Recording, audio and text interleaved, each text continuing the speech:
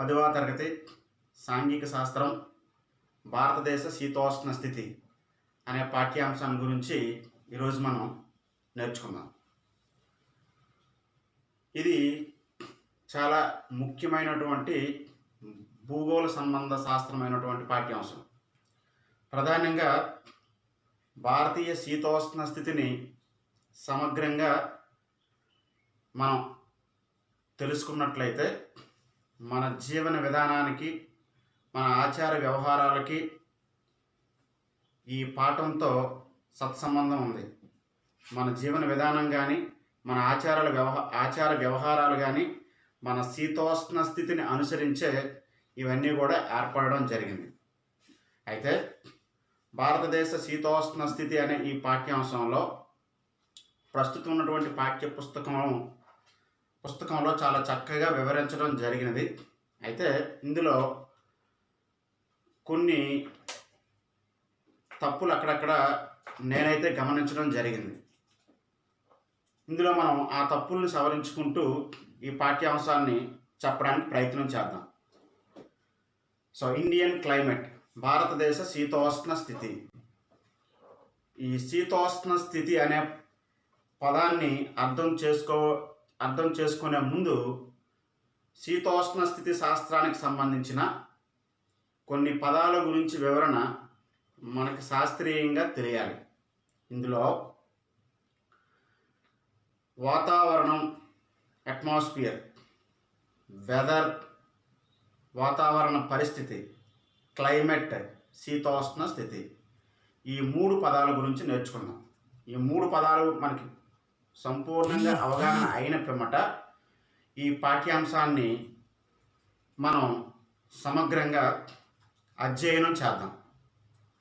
ముందుగా మనం తెలుసుకోవాల్సిన పదాలు వాతావరణం, అట్మాస్ఫియర్, వాతావరణ స్థితి, వెదర్, క్లైమేట్, శీతోష్ణ స్థితి. వాతావరణం గురించి 9వ తరగతిలో మనం నేర్చుకుని ఉన్నాం. భూమి యొక్క గురుత్వాకర్షణ శక్తి వలన భూమి చుట్టూ ఆవరించబడి ఉన్న దట్టమైన గాలి పొరను వాతావరణం అంటారు. It is atmosphere. వాతావరణ స్థితి, వెదర్. వాతావరణం వేరు, వాతావరణ స్థితి వేరు. వాతావరణ స్థితిని వెదర్ అంటాం. క్లైమేట్ అంటే శీతోష్ణ స్థితి. అయితే వాతావరణ స్థితి నేర్చుకునే ముందు శీతోష్ణ స్థితి అనే పదాన్ని వివరించడానికి ప్రయత్నం చేద్దాం. ముందు శీతోష్ణ స్థితి, శీత ఉష్ణ స్థితి. శీత చలిని కలిగించే అంశాలు, ఉష్ణ వేడిని కలిగించే అంశాలు. దేని వలన చలి ఏర్పడుతుంది, దేని వలన వేడి ఎక్కువగా ఉంటుంది. ఈ వేడి చలిల సాపేక్ష స్థితినే శీతోష్ణ స్థితి అంటారు. ఒకసారి మనం నిర్వచనం చూస్తే, ఒక ప్రదేశానికి సంబంధించిన ఉష్ణోగ్రత, వర్షపాతం, గాలిలో తేమ మొదలగు వాని యొక్క సరాసరి స్థితిని శీతోష్ణ స్థితి అంటాం.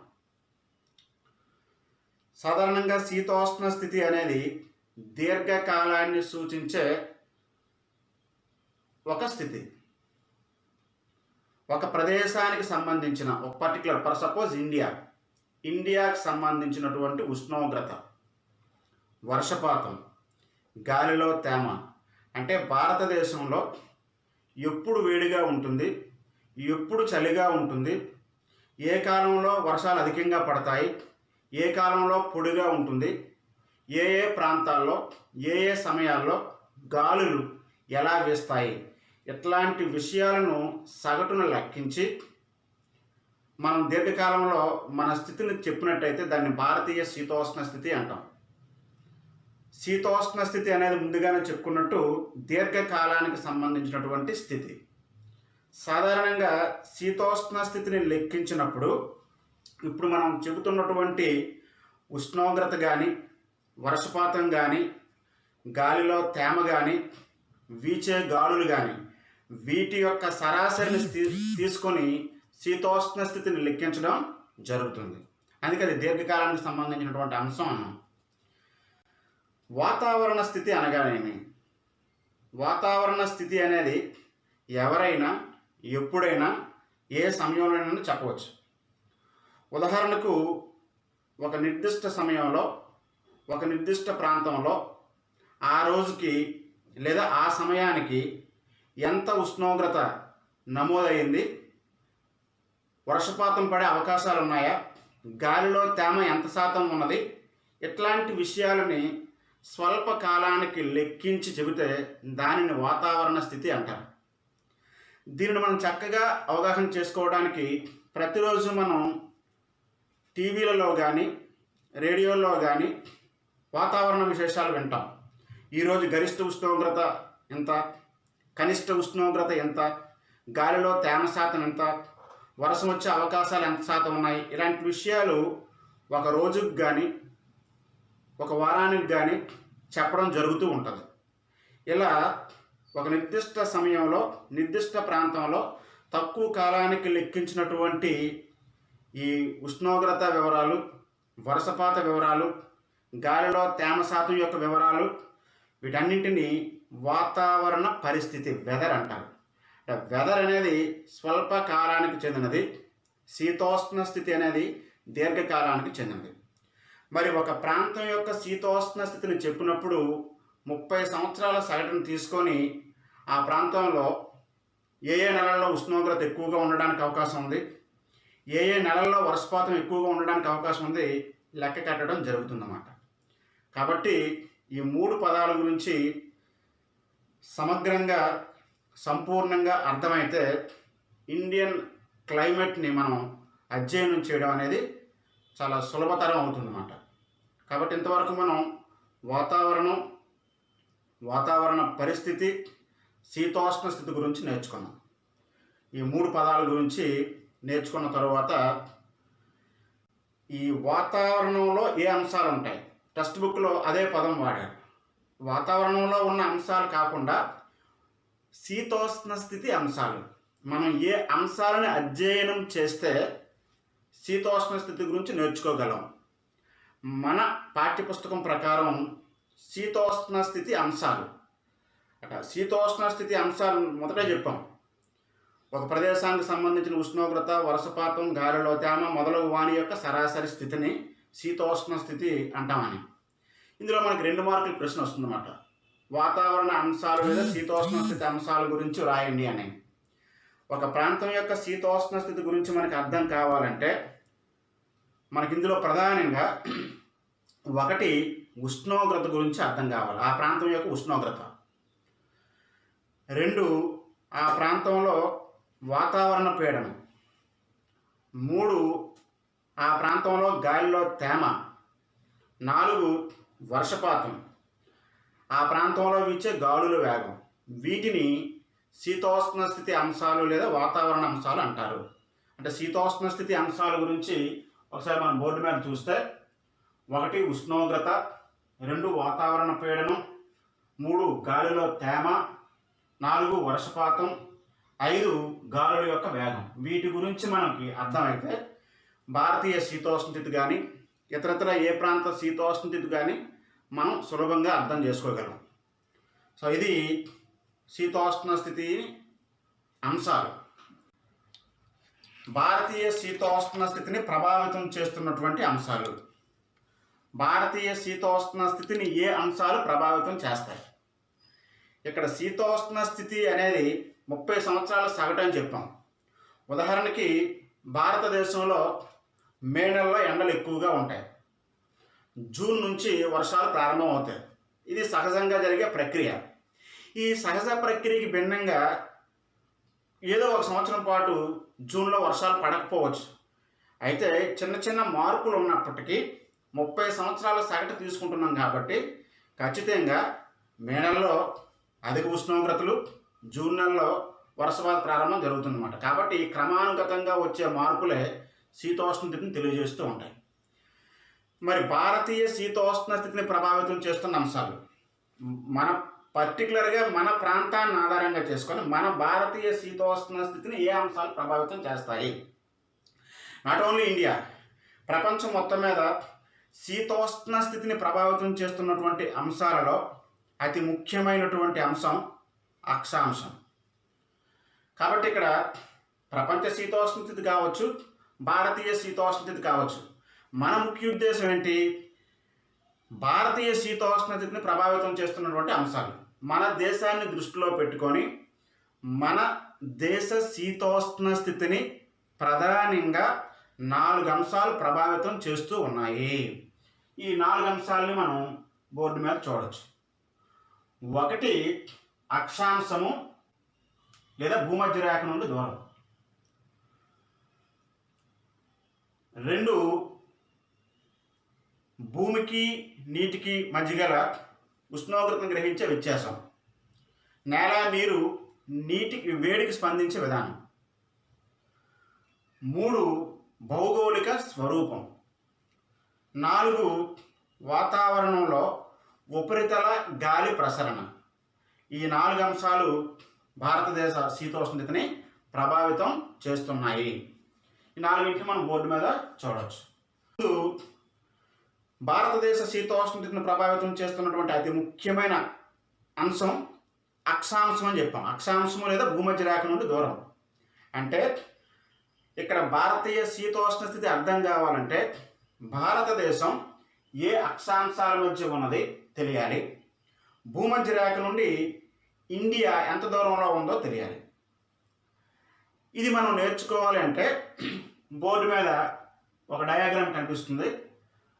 దాన్ని మనం పరిశీలన చేసినట్టయితే ఆ డయాగ్రామ్ ప్రకారం భారతదేశం భూమధ్య రేఖకు ఉత్తరాన ఉత్తరార్ధగోళంలో 8 డిగ్రీల 4 నిమిషాల ఉత్తరాక్షాంశం నుండి 37 డిగ్రీల 6 నిమిషాల ఉత్తరాక్షాంశం వరకు విస్తరించి ఉన్నది.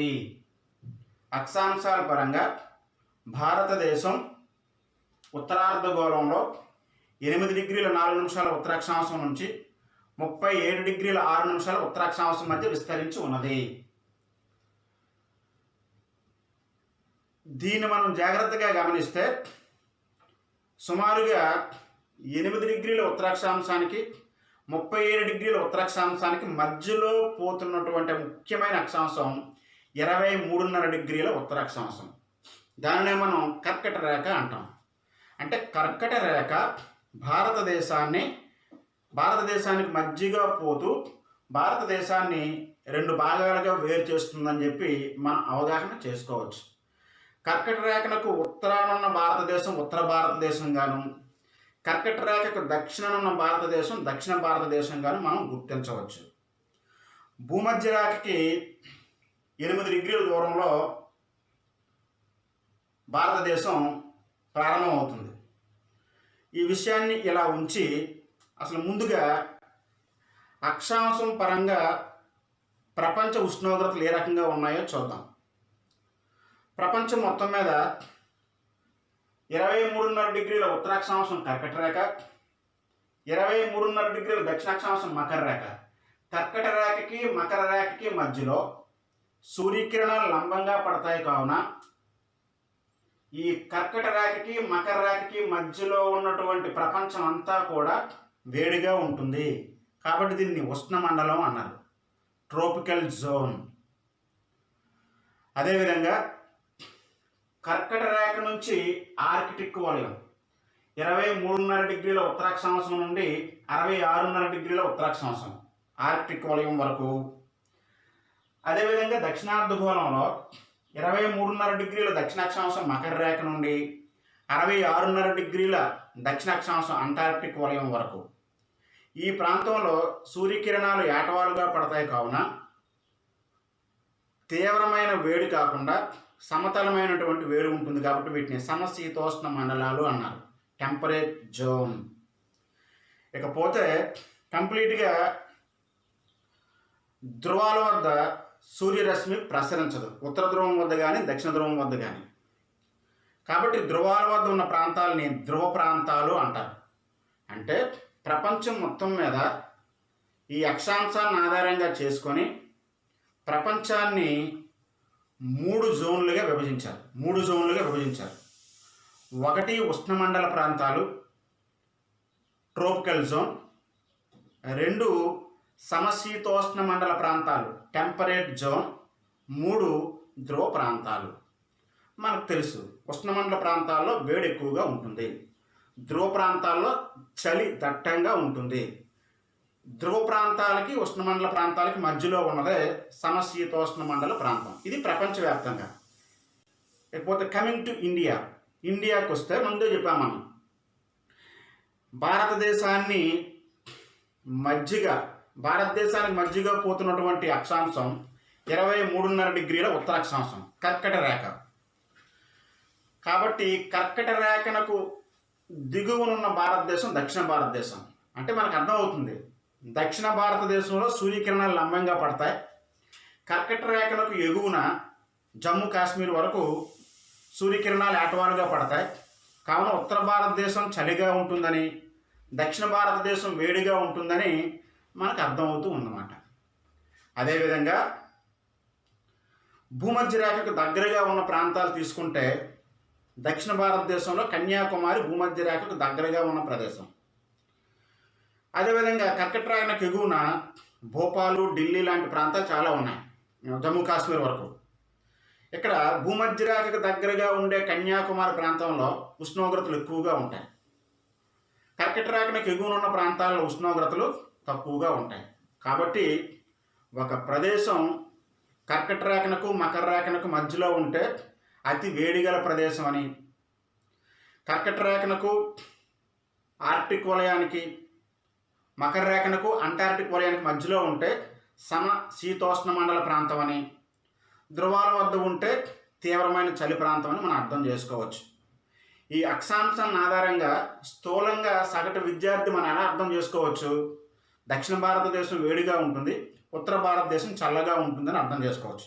అదేవిధంగా దీనికి సంబంధించిన డయాగ్రామ్ మనం చూస్తే మనకు క్లియర్గా కొంత అవగాహన అవుతుందన్నమాట.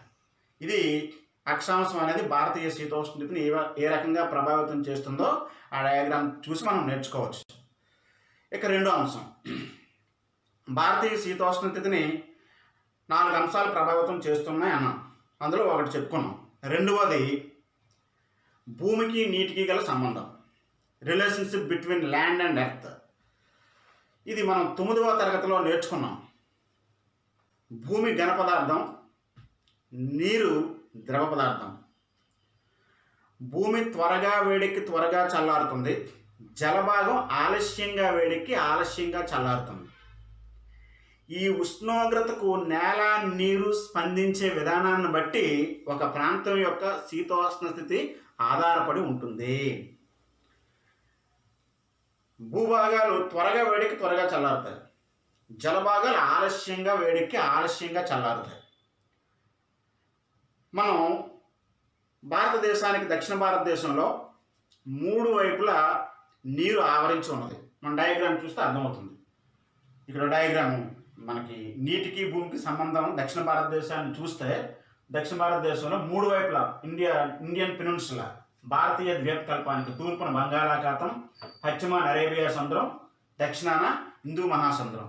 3 వైపులా నీటితో దక్షిణ భారతదేశం ఉంది. ఉత్తర భారతదేశం పూర్తిగా భూభాగంతో ఆనుకొని ఉంది. ఇక్కడ మనం జాగ్రత్తగా గమనించాల్సింది ఏంటంటే, వేసవి కాలంలో 1 గంట ప్రాంతంలో నేల మీద మనం చెప్పులు లేకుండా నడవలేము, బాగా వేడిగా ఉంటుంది నేల. అదే సమయంలో, అదే వేసవి కాలంలో, అదే 1 గంట సమయంలో మనం సముద్రంలో దిగామనుకోండి, మనకు అందుబాటులో ఏదైనా బీచ్ ఉంటే బీచ్లో దిగామనుకోండి, నేలతో పోలిస్తే నీరు కొంచెం చల్లగా ఉంటుంది, నీరు అడుగు భాగం. దీనికి విరుద్ధంగా రాత్రి సమయాల్లో, రాత్రి 1 గంట ప్రాంతంలో నేల పూర్తిగా చల్లారిపోతుంది. అదే రాత్రి 1 గంట టైంలో మనం సముద్రంలో వెళ్ళాము, సముద్రం నీరు వేడిగా ఉంటుంది. ఇది కొంచెం అర్థం చేసుకోవడానికి దూరంగా ఉన్న ఉదాహరణ, కొంచెం దగ్గరగా ఉన్న ఉదాహరణ చెప్దాం. మనం శీతాకాలంలో ఎర్లీ మార్నింగ్ మన గ్రామాల్లో ఉన్నటువంటి చేతి పంపులు ఉంటాయి కదా, శీతాకాలంలో చేతి పంపు నీరు కొట్టామనుకోండి, వేడి నీరు వస్తుంది. అంటే దాని అర్థం ఏంటి? నీరు ఆలస్యంగా చల్లారుతుందన్నమాట. కాబట్టి ఉష్ణోగ్రతకి నేల నీరు స్పందించే విధానాన్ని బట్టి ఒక ప్రాంతం యొక్క శీతోష్ణ స్థితి కూడా ఆధారపడి ఉంటుంది. దీన్ని ఆధారంగా చేసుకొని మనం భారతీయ శీతోష్ణ స్థితిని మరలా 2 ఉప అంశాలుగా విభజించవచ్చు. ఆ 2 ఏంటంట, ఒకటి దక్షిణ భారతదేశంలో సముద్ర ప్రభావిత శీతోష్ణ స్థితి కలదు, ఉత్తర భారతదేశంలో ఖండాంతర్గత శీతోష్ణ స్థితి కలదు.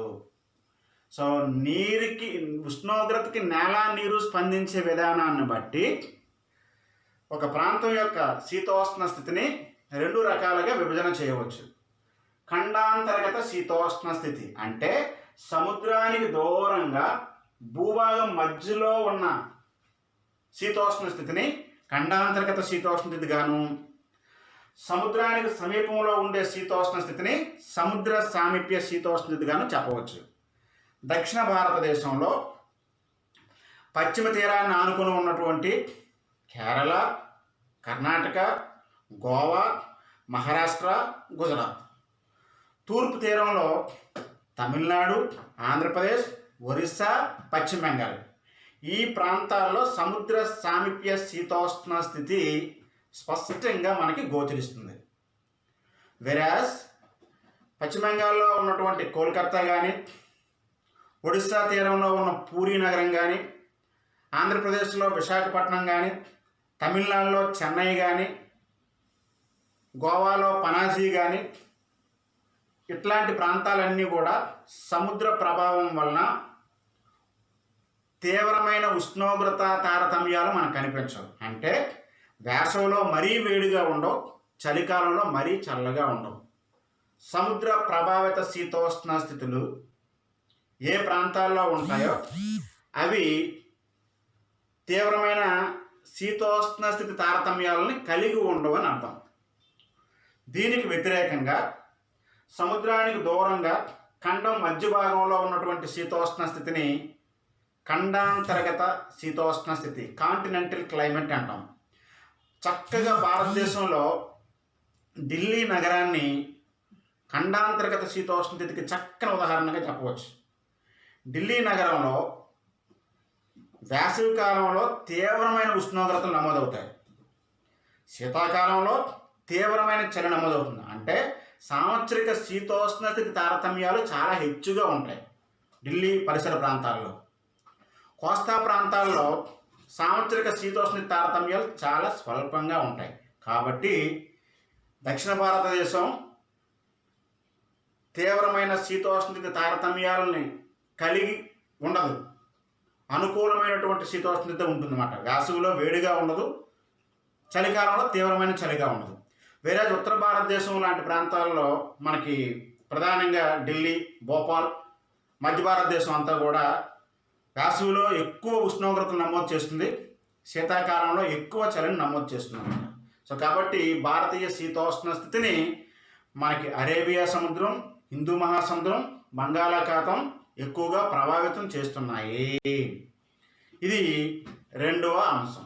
దీనికి సంబంధించిన డయాగ్రామ్ కూడా మనకి ఈ ఉష్ణోగ్రతకి నేల నీరు స్పందించే విధానాన్ని బట్టి భూమిపై నుంచి నేల మీదకు, నేల మీద నుంచి భూమిపై నుంచి సముద్రం మీదకు, సముద్రంపై నుంచి నేల మీదకు వీచే పవనాలు, స్థల జల పవనాలు కూడా భారతీయ శీతోష్ణస్థితిని ప్రభావితం చేస్తున్నాయి.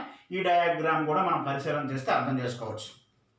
ఇకపోతే భారతీయ శీతోష్ణ స్థితిని ప్రభావితం చేస్తున్న 3వ అంశం భౌగోళిక స్వరూపము అన్నారు టెక్స్ట్ బుక్లో. భౌగోళిక స్వరూపం అంటే ఒక ప్రాంతం యొక్క రిలీఫ్. ఇక్కడ రిలీఫ్ అంటే ఏంటంటే నిమ్నోన్నతాలు అని అర్థం. జనరల్గా మనం ఈ శీతోష్ణ స్థితిని గురించి నేర్చుకున్నప్పుడు శీతోష్ణ స్థితిని ప్రభావితం చేస్తున్న అంశాల్లో 1 అక్షాంశము, 2 సముద్రము, 3 ఎత్తు అని చదువుతాం. అంటే మనం టెక్స్ట్ బుక్లో ఎత్తు అనే పదం వాడకుండా భౌగోళిక స్వరూపం, రిలీఫ్ అనే పదం వాడారు. అంటే ఒక ప్రాంతం యొక్క శీతోష్ణ స్థితిని ఎత్తు కూడా ప్రభావితం చేస్తుంది, నిమ్నోన్నతాలు కూడా ప్రభావితం చేస్తాయని. మరి భారతదేశంలో ఈ భౌగోళిక స్వరూపం ఎట్లాంటి ప్రభావాన్ని చూపిస్తుందో మనం ఒకసారి చూద్దాం. అయితే ఇక్కడ మనం నేర్చుకోవాల్సిన అంశం ఏంటంటే ఈ ఎత్తుకి ఉష్ణోగ్రతకి ఉన్న సంబంధాన్ని గురించి నేర్చుకోవాలి. సహజంగా మనం ఎలా అనుకుంటాం, సూర్యుడి నుంచి వస్తున్నటువంటి సూర్యకిరణాలు భూ ఉపరితలాన్ని వేడి చేస్తాయి. సో అంటే భూ ఉపరితలం ఏ ప్రక్రియ వల్ల వేడెక్కుతుంది అంటే సూర్యపటం. సూర్యుడి నుంచి భూమికి చేరే ఉష్ణాన్ని సూర్యపటం అంటాం. ఈ సూర్యపటం వల్ల భూమి వేడెక్కుతుంది.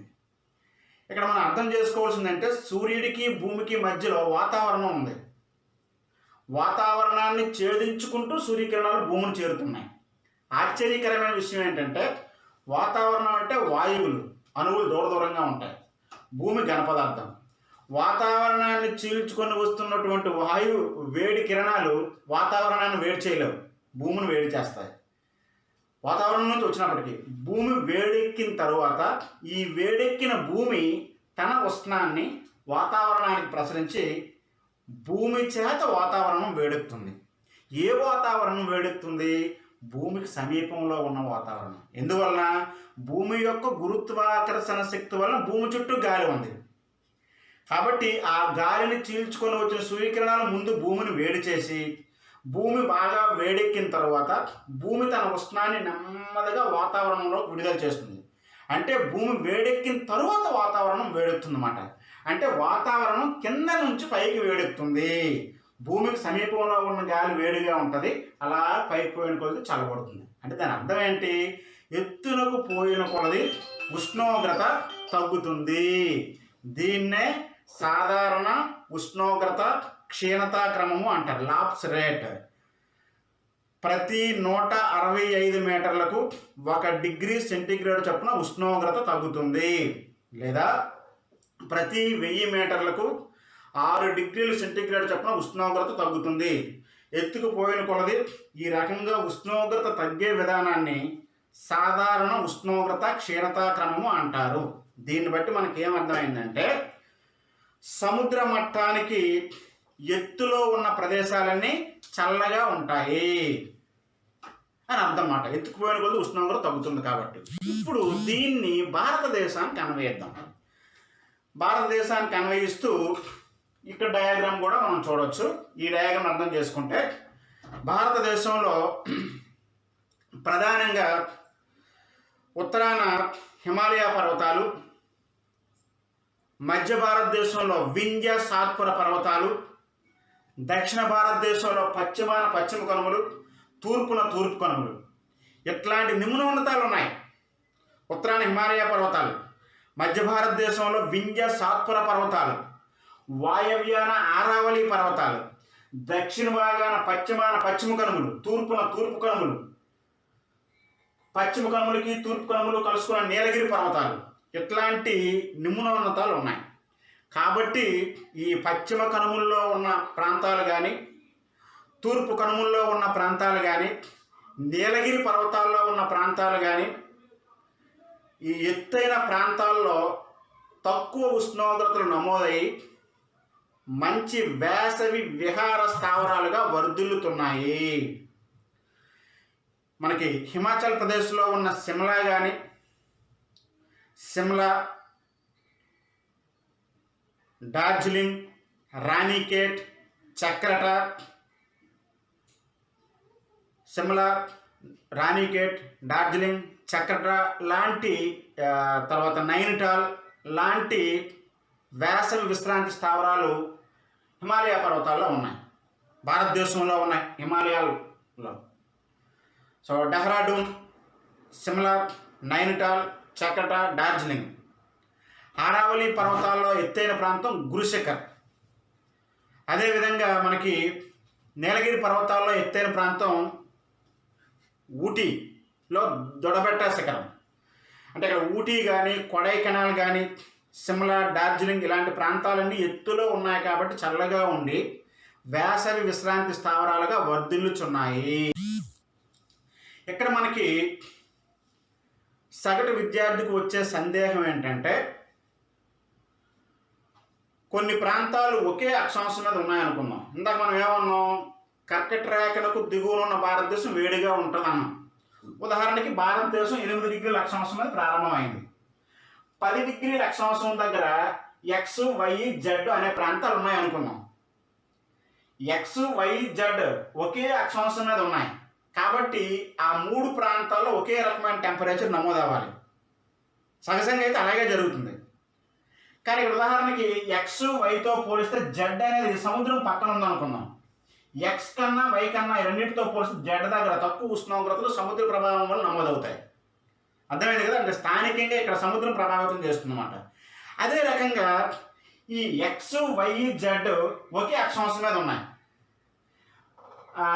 ఎక్స్ వై జెడ్కి సముద్ర ప్రభావం లేదనుకుందాం.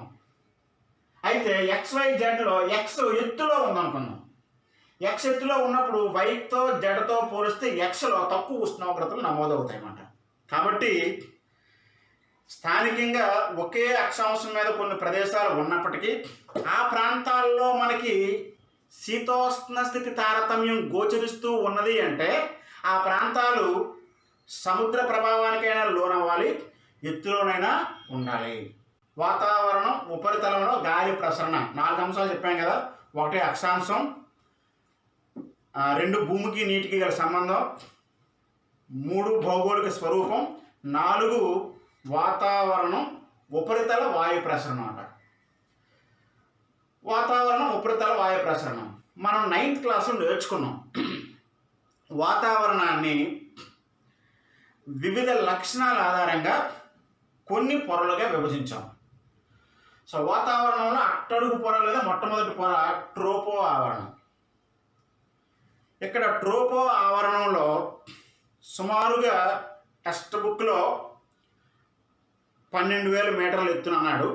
మనం సుమారుగా 10 కిలోమీటర్ల ఎత్తు తర్వాత వాతావరణంలో ఇక్కడ దీనికి చిన్న బ్యాక్గ్రౌండ్ చెప్దాం, మీకు సాధారణంగా వివరించడం కోసం ప్రయత్నం చేస్తాను. అవి 2వ ప్రపంచ యుద్ధం జరుగుతున్నటువంటి రోజులు. 2వ ప్రపంచ యుద్ధంలో అమెరికా విమానాలు భారత గగనతలంపై నుంచి జపాన్ వైపు దూసుకొని వస్తున్నాయి. ఆ విమానాలు జెట్ విమానాలు. ట్రోపో ఆవరణం పైభాగం నుంచి వెళ్తున్నాయన్నమాట. విమానాలు ఎక్కడ ఎగురుతాయి? స్ట్రాటో ఆవరణంలో ఎగురుతాయి కదా. స్ట్రాటో ఆవరణంలో ప్రయాణం చేస్తున్నటువంటి ఆ జెట్ విమానాలు జపాన్ వైపు వెళ్తున్నాయి. భారత ఉపరితలం మీదకి వచ్చేసరికి ఆ జెట్ విమానాల్లో ఉన్నటువంటి పైలట్లు కానీ అక్కడ అమర్చబడినటువంటి యంత్రాలు కానీ వారి ద్వారా ఒక కొత్త విషయం గోచరించింది. ఆ విమానాలు ఎంత వేగంగా ప్రయాణం చేస్తున్నాయో భారత ఉపరితలంలో ఆ విమానాల కిందన గాలులు తూర్పు వైపు అంతే వేగంగా ప్రయాణం చేస్తున్నాయి. ఈ విమానాల కన్నా ఎంత వేగంగా ప్రయాణిస్తున్నాయి ఈ గాలులు అని చెప్పి ఆ రోజు గుర్తించడం జరిగింది. జెట్ విమానాలతో పాటు అంత వేగంగా ప్రయాణిస్తున్నాయి కాబట్టి వాటికి జెట్ స్ట్రీమ్స్ అని పేరు పెట్టారు. సో భారత వాతావరణ పైభాగంలో, భారత భూభాగ వాతావరణంలో నేలకి 12,000 మీటర్ల ఎత్తున గాలులు వేగంగా ప్రయాణం చేస్తున్నాయి. వాటికి జెట్ స్ట్రీమ్స్ అని పేరు పెట్టారు. ఆ తరువాత కేవలం ఇవి భారత ఉపరితలంలోనే ప్రయాణం చేస్తున్నాయి, ఇంకెక్కడైనా అంటే సాధారణంగా ఉష్ణమండల ప్రాంతాల్లో, ముఖ్యంగా భూభాగం ఎక్కువగా ఉన్నటువంటి ఉత్తరార్ధగోళంలో 20 డిగ్రీల ఉత్తరాక్షాంశం వద్ద ఆల్మోస్ట్ అన్ని ప్రాంతాల్లో కూడా ఈ గాలులు వీస్తున్నాయి. భారత ఉపరితలంలో వీస్తున్నటువంటి గాలులకి జెట్ స్ట్రీమ్స్ అని పేరు పెట్టారన్నమాట. ఈ జెట్ స్ట్రీమ్స్ ప్రభావం వలన కూడా భారతీయ శీతోష్ణ స్థితి అమితంగా ప్రభావితం అవుతున్నది. ఈ జెట్ స్ట్రీమ్స్ వలన భారత ఉపరితలంలో ప్రయాణిస్తున్నటువంటి ఈ వాయువుల వలన భారతీయ శీతోష్ణ స్థితి ఏ రకంగా ప్రభావితం అవుతుందో మనకి అర్థం కావాలంటే భారతదేశంలో వీస్తున్నటువంటి గాలుల గురించి అధ్యయనం చేయాలి. ఈ అంశాన్ని ఇదే పాఠ్యాంశంలో మనం ఇండియన్ మాన్సూన్స్, భారతీయ ఋతుపవనాలు నేర్చుకున్నప్పుడు దాన్ని మరలా ఇక్కడ మనం సాధారణంగా వివరిద్దాం. సో ఇవి భారతీయ శీతోష్ణ స్థితిని ప్రభావితం చేస్తున్నటువంటి అంశాలు. ఈ భారతీయ శీతోష్ణ స్థితిని ప్రభావితం చేస్తున్నటువంటి ఈ అంశాలను ఆధారంగా చేసుకొని భారతీయ శీతోష్ణ స్థితిని మనం ప్రధానంగా 4 కాలాలుగా విభజించవచ్చు. 1 వేసవి కాలం, 2 శీతాకాలం, 3 నైరుతి ఋతుపవన కాలం, 4 ఈశాన్య ఋతుపవన కాలం. పాఠం ప్రారంభంలో మన టెక్స్ట్ బుక్లో ఒక వాక్యం రాయబడి ఉంది. ఏంటా వాక్యం? ఏవైతే శీతోష్ణ స్థితిని ప్రభావితం చేస్తాయో ఆ శీతోష్ణ స్థితి అంశాల ఆధారంగా కాలాన్ని వర్గీకరిస్తారు అని. ఎస్, ఇందాక మనం చెప్పినటువంటి భారతీయ శీతోష్ణ స్థితిని ప్రభావితం చేస్తున్నటువంటి ఆ 4 అంశాలను ఆధారంగా చేసుకొని భారతదేశంలో 4 కాలాలను మనం గుర్తించవచ్చు. వేసవి కాలం, శీతాకాలం, నైరుతి ఋతుపవన కాలం, ఈశాన్య ఋతుపవన కాలం. ఇందులో మనం వేసవి కాలం గురించి మాట్లాడదాం. భారతదేశం ఉత్తరార్ధగోళంలో ఉంది. కర్కట రేఖ భారతదేశానికి మధ్యగా పోతుంది. కావున సూర్యుడు ఉత్తరార్ధగోళంలో ప్రకాశించే రోజుల్లో, సూర్యుడు ఉత్తరార్ధగోళంలో ఎప్పుడు ప్రకాశిస్తాడు? మార్చి నుండి సెప్టెంబర్ వరకు. మార్చి, ఏప్రిల్, మే, జూన్, జూలై, ఆగస్ట్, సెప్టెంబర్, ఈ 6 మాసాలు సూర్యుడు ఉత్తరార్ధగోళంలో ప్రకాశిస్తాడు. మార్చి నెలలో భూమధ్య రేఖ మీద ఉన్న సూర్యుడు జూన్ వచ్చేసరికి కర్కట రేఖ మీదకి వస్తాడు. అంటే మార్చి, ఏప్రిల్ వచ్చేసరికి కన్యాకుమారి దగ్గర ఉష్ణోగ్రతలు పెరుగుతూ ఉంటాయి. మే వచ్చేసరికి ఇంచుమించు మహారాష్ట్ర, మధ్యప్రదేశ్ ఉష్ణోగ్రతలు పెరుగుతాయి. జూన్ నాటికి ఇంచుమించు భారతదేశం అంతా ఉష్ణోగ్రతలు పెరుగుతాయి. కాబట్టి మనం ఇక్కడ ఏప్రిల్, మే, జూన్ ఈ 3 నెలలు భారతదేశంలో తీవ్రమైన ఉష్ణోగ్రతలు నమోదయ్యే కాలంగా మనం చెప్పవచ్చు. ఇదే వేసవి కాలంలో ఉత్తర భారతదేశంలో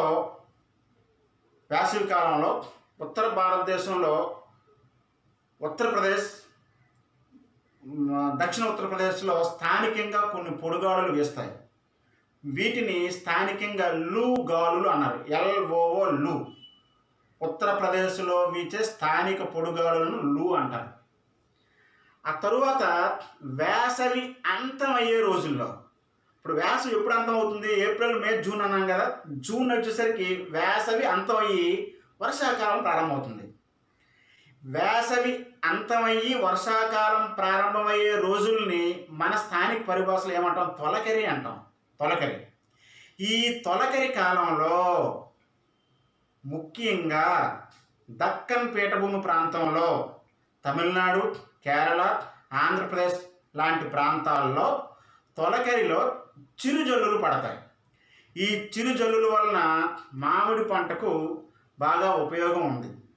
అందువలన దక్షిణ భారతదేశంలో వేసవి అంతకాలంలో సంభవించే చిరుజల్లులను మ్యాంగో షవర్స్ అంటారన్నమాట. మ్యాంగో షవర్స్, మామిడి చిరుజల్లులు అని పేరు.